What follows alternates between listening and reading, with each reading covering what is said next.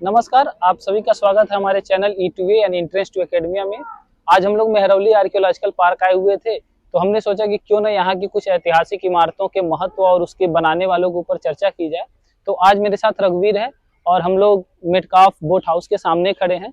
तो मैं रघुवीर जी से ये जानना चाहूँगा कि इस बोट हाउस के बारे में, इसके ऐतिहासिक महत्व के बारे में और थोड़ी बहुत चर्चा थॉमस मेटकाफ के बारे में की जाए। तो सबसे पहला क्वेश्चन रघुवीर जी से यही है कि इस स्थान के बारे में हमें कुछ बताइए। जी, सभी को नमस्कार।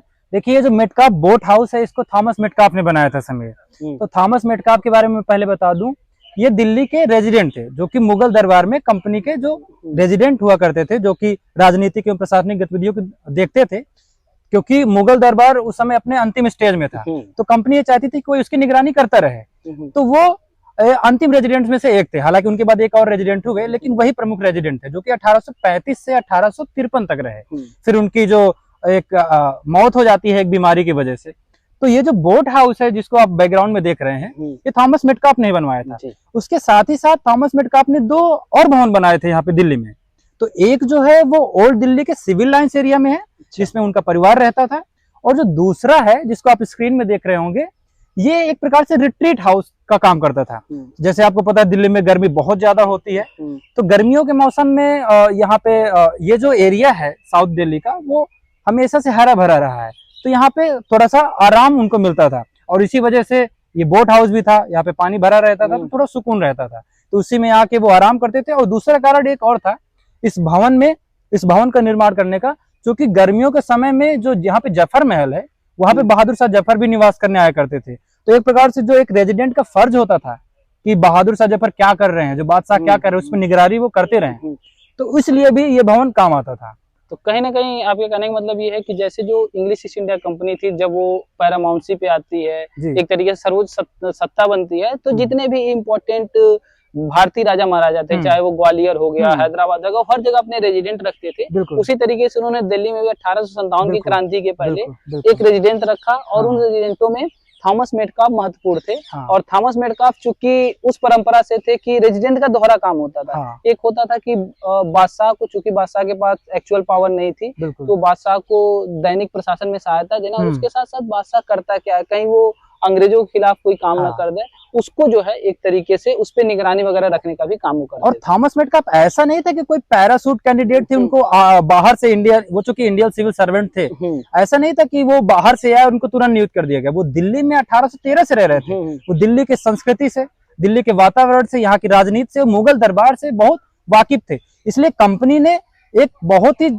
ये सोची समझी चाल थी कि इन्हीं को रेजिडेंट बनाया जाए। तो 1813 से 1835 जब तक उनको रेजिडेंट बनाया गया, तब तक वो दिल्ली में निवास कर रहे थे। तो एक सोची समझी चाल थी। हाँ, जैसे इससे मुझे एक याद आया कि अगर आप देखें तो फ्रेजर जो थे, उसके पहले के जो विलियम फ्रेजर जी, तो उनकी भी हत्या वगैरह होती है। तो दिल्ली का पॉलिटिकल माहौल काफी आसान था। तो उस समय एक अमर फारूकी की जफर एंड द राज में मिलता है कि एक ऐसा माहौल था, उसमें किसी एक ऐसे की जरूरत थी जो बहादुर शाह जफर को भी समझे और कंपनी के भी हितों का नुकसान न होने दे। इसके लिए थॉमस मेटकाफ को नियुक्त किया जाता है। आपने विलियम फ्रेजर की हत्या के बारे में बात की, मैंने तो ये भी पढ़ा है कि इनकी जो मौत हुई, वो कहते हैं कि बीमारी की वजह से हुई, लेकिन एक थ्योरी ये भी है कि इनको जीनत महल द्वारा जहर दिलाया गया। ऐसा उनके परिवार, जो कि हमेशा भारतीय इतिहास में कंट्रोवर्सी के सब्जेक्ट में। अच्छा, ठीक है, ये बात हो गई।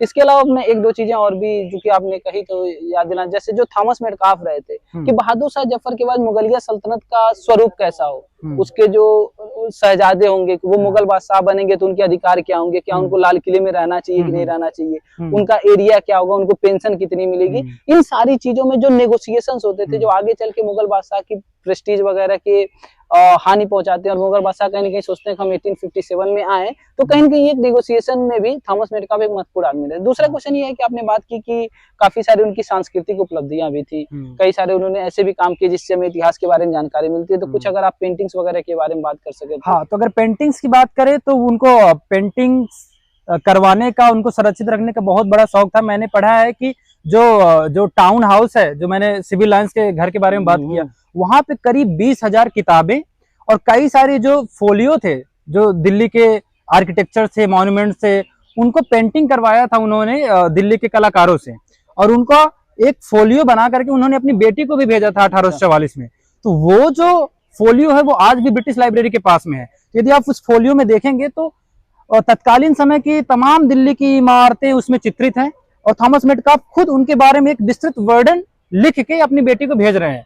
तो आपने जवाहरलाल नेहरू के द्वारा जो इंदिरा गांधी के लिए जो पत्र लिखे गए, पिता के पत्र पुत्र के नाम, उसके बारे में बहुत कुछ जानते हैं, लेकिन यदि इस पे ज्यादा हम शोध करें, उसके बारे में जानना चाहिए कैसे मेटकाफ अपनी पुत्री को भारत की जो इमारतें हैं, मॉन्यूमेंट्स, जो हेरिटेज है, उनके बारे में कैसे बता रहे हैं कि यहाँ मैं रहता हूँ, ये मेरा डाइनिंग हॉल है और यहाँ पे बिलियर्ड्स में खेलता हूँ, इन सब के बारे में एक अच्छा चित्रित करके उन्होंने भेजा है। तो लेकिन एक चीज ये है कि 1857 के विद्रोह के दौरान वो पूरा जो भवन है उसको बड़ी मात्रा में क्षतिग्रस्त कर दिया गया, किताबों को जला दिया गया।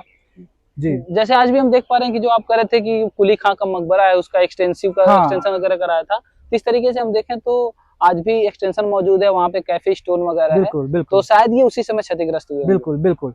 तो जैसा कि इस वीडियो में हमने देखा कि थॉमस मेटकाफ के द्वारा कई सारे भवनों का निर्माण किया गया है, कई सारे छतरियों का निर्माण किया गया, उनके अलग अलग उद्देश्य थे। ऐसे ही इस आर्कियोलॉजिकल पार्क में तमाम इमारतें हैं जिनकी अपनी अपनी कहानियां हैं। तो अगली वीडियो में हम ऐसे ही कुछ इमारत के बारे में, ऐसे ही कुछ लोग के बारे में लेकर आएंगे। तब तक देखते रहिए और सब्सक्राइब भी कर लीजिए। सब्सक्राइब कर दीजिए।